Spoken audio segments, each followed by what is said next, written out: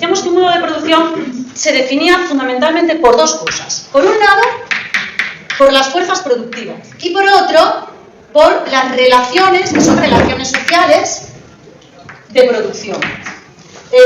Por las fuerzas productivas, que quiere decir el grado de desarrollo de las fuerzas productivas, y por las relaciones de producción, que son las relaciones sociales que se establecen entre unas personas u otras, dependiendo de quién tiene la propiedad de qué. Las fuerzas de producción incluyen la maquinaria, tecnología, es decir, dependen un poco de lo que es el desarrollo, el grado de tecnificación en el que estemos. Y otra de las cosas que habíamos destacado era, en ese aspecto, la división de trabajo. Porque claro, las fuerzas productivas implican el grado de tecnificación que incluye a las máquinas, pero también a las personas, porque nosotros también vamos como acumulando y sedimentando, me refiero a la especie humana, técnicas, y nos vamos también acoplando incluso a los utensilios, ¿no? A las herramientas que usamos. De hecho, hasta nuestro cuerpo se va modificando en función de ellas. Pues yo qué sé, pues ahora, por ejemplo, como usamos el móvil para casi todo el trabajo, o para gran parte de él, pues, por ejemplo, hay una... pues parece que se está dando como una mayor fuerza en este dedo, como una forma de las manos que será más adaptativa o menos pues en función de ello, etcétera, ¿no? Entonces vamos cambiando también incluso nuestros cuerpos dependiendo de las actividades que hagamos,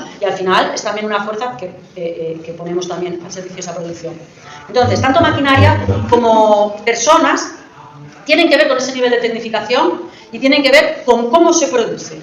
Con que se produzca de forma más manual, más artesanal, o que se produzca de forma más industrial en cadena, y que sea un trabajo más dividido o menos. De hecho, ayer hacíamos mención también de la primera división del trabajo que precede a la propiedad privada, que es la división del trabajo por sexos, ¿no? Y luego habrá, después de esa, ya hasta nuestros días, pues habrá diferentes criterios por los que unas personas ocupan unos puestos u otros. Unos tienen que ver con la formación, otros siguen teniendo que ver con el género, otros siguen teniendo que ver, sobre todo ahora en la sociedad actual, con que uno sea nacional del estado en el que vive o sea migrante, y que si es migrante sea indocumentado o tenga papeles. Eso va a definir mucho ahora mismo los puestos de trabajo que uno puede ocupar. Encontramos, por ejemplo, que en España, pues en un currículum tienes que poner tu nombre, tu edad, etc., y sin embargo, pues en Inglaterra no se puede poner ni la edad ni el sexo.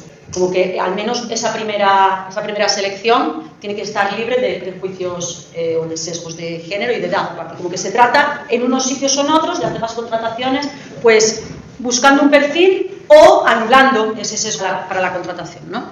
Entonces, bueno, la especialización pues es como que elabora en favor del empleador, ¿no? Del capitalista, por varias razones. Pues porque es verdad que aunque sea mucho más alienante, un trabajo muy especializado es más alienante, va a ser muy repetitivo y muy desconectado del producto final, y por tanto es como que uno se pierde la experiencia de sentirse autor o artífice de algo que conoce, que por lo menos sabe para qué sirve. Pero claro, este desconocimiento del proceso de producción total le viene bien a esa parte capitalista para mantenerse en el poder, porque mantienen una cierta ignorancia a un grupo muy amplio, mayoritario de trabajadores, ¿no? Que además no sabrían entonces, o eso es lo que se espera, que no sepan entonces por sí solos poder modificar a lo mejor su vida, o incluso aspirar a otra cosa, porque están como limitados a poner esta tuerca, ¿no? Al capitalista le interesa esta división del trabajo, pues porque van a hacer más rápido, y también le interesa ese desconocimiento que va acoplado, porque si a la clase burguesa le interesa toda la legislación que liberaliza la economía, y que esto quiere decir, por ejemplo, que el despido es más barato, es decir, que puedes despedir a alguien sin indemnizarlo cuando te la gana, etcétera, también les interesa, aunque sea paradójico, que el obrero sea fiel. Es lo que más valoran en un currículum. Ellos lo que prefieren es que, claro, tengas trabajos continuados y que mantengas una fidelidad en el puesto. Pero claro, para eso, y también por consecuencia de eso, pues uno sabe hacer muy pocas cosas, ¿no? Como que lo limitan. Cuanto menos sepas mejor, porque así reducen tu capacidad de negociación. Entonces, bueno, esa división de trabajo, decíamos ya ayer, es como muy fuerte. Por otro lado, tenemos que el modo de producción viene definido por las relaciones, que son relaciones sociales de producción. Aquí de lo que se está tratando sobre todo es de cómo se maneja la propiedad. Estamos incluso dentro del ámbito del derecho civil, del derecho mercantil, y cómo cómo se maneja la propiedad y, por tanto, qué tipo de contratos de trabajo surgen de ella. Entonces, vamos a encontrar que en el capitalismo, como habíamos dicho ya un montón de veces, la propiedad privada de los medios productivos e instalaciones, materias primas, etcétera, va a ser el empresario, ¿no?, capitalista. Y el trabajador desposeído de medios de producción no va a tener otra cosa que vender su fuerza de trabajo, que eso no se concibe como una propiedad. Tu fuerza de trabajo es tu cuerpo, ¿no?, funcionando, no es una propiedad. Es decir, no es un objeto que compres. Aunque sí es un objeto que vendes, que alquilas, ¿no?, que pones en funcionamiento a cambio de un salario. Sabemos que también, habíamos comentado, hay algunas otras clases, como por ejemplo pueda darse en un trabajador autónomo que cuenta con ciertos medios de trabajo, con ciertas herramientas y trabaja por su cuenta. Y se puede dar en muchos ramos. Es importante, yo creo, destacar como esa trampa a la que está tendiendo el capitalismo actual, que ya casi en lugares como España, que hay tanto paro, y sobre todo, por ejemplo, en Asturias, que casi ya es tan difícil encontrar un empleo, aunque sea el último puesto, lo más descualificado, incluso aunque uno haya tenido una formación y todo, o sea, aunque vaya a buscar lo más descualificado, está complicado. Y además, ¿por qué es así? Porque se permiten muchas empresas contratar en régimen de autónomo a alguien, aunque realmente sea un obrero camuflado, ¿no? Y entonces de esta forma se ahorran muchas cosas. Tu seguridad social, porque eres tú encima el que tiene que pagar autónomos.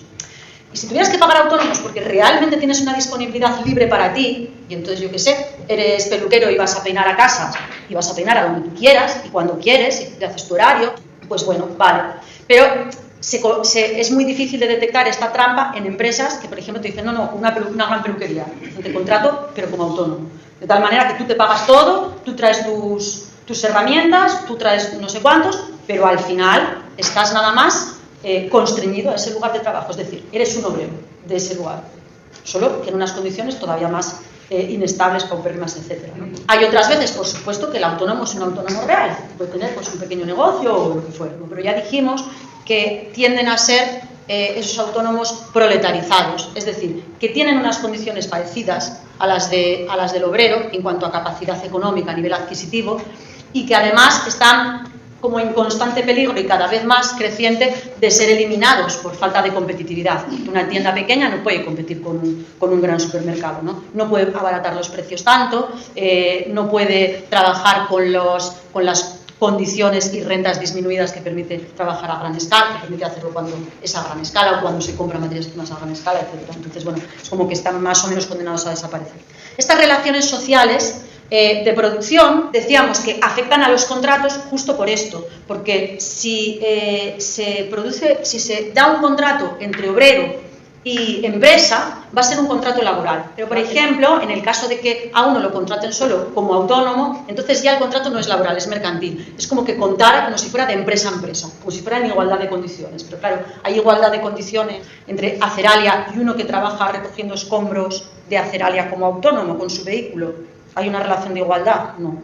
Bueno, estas relaciones de producción que tienen tanto que ver con la propiedad, pues en el capitalismo afectan a los medios productivos. Pero como veremos, en el esclavismo, la propia persona que trabaja, el propio esclavo, es considerado una herramienta más, un medio productivo más. De tal manera que es propiedad también de esa aristocracia, hombres libres, del amo libre, ¿no? De tal manera que podía hacer lo que quisiera con su vida, disponía de su vida, para mantenerlo en vida, para no mantener, para lo que fuera. Es verdad que este sistema que se dio en la antigüedad cambió, por ejemplo, de Grecia a Roma. En Grecia los esclavos eran propiedad del Estado, ¿no? Y los ciudadanos del Estado pues eran esa especie de aristocracia, en el sentido de hombres libres, que estaban libres de trabajo y que podían disponer de esclavos, pero seguían siendo propiedad del Estado. Mientras que en Roma, por ejemplo, pasan a ser propiedad de personas particulares que los pueden comprar. Vamos a ver diferentes sistemas de modo de producción, que son concretamente el comunismo primitivo, el modo asiático, el modo feudal, el capitalismo, y luego la propuesta de Marx, que es un estadio intermedio, un modo de producción intermedio tras la revolución obrera, que sería el socialismo. Y un modo de producción que es el deseado finalmente, el querido finalmente, que sería el comunismo. En el socialismo sería como un primer momento en el que los obreros toman el Estado. El comunismo sería un lugar hacia el que va, que es el que en realidad hay en mente en principio, que sería ya sin Estado. Hay que tener en cuenta, para cuando entremos en ese primer modo que es propio del Paleolítico y luego que tiene como una variante en el Neolítico, tenemos que tener en cuenta que mientras no existe el Estado y la familia, no va a haber tampoco propiedad privada, sino que va a haber sociedades que viven en un modo tribal y con propiedades colectivas de medios de producción que, por tanto, trabajan colectivamente, aunque sí puede haber división del trabajo, y consumen colectivamente. La propiedad privada de esos medios de producción aparece junto con el Estado y la familia, cuando las estructuras tribales de comunidad se dividen en estos dos campos. Visteis que cuando hay tribu no hay ni familia ni Estado. Es a partir de la disolución de las tribus y la aparición del Estado y de la familia cuando aparece también la propiedad privada.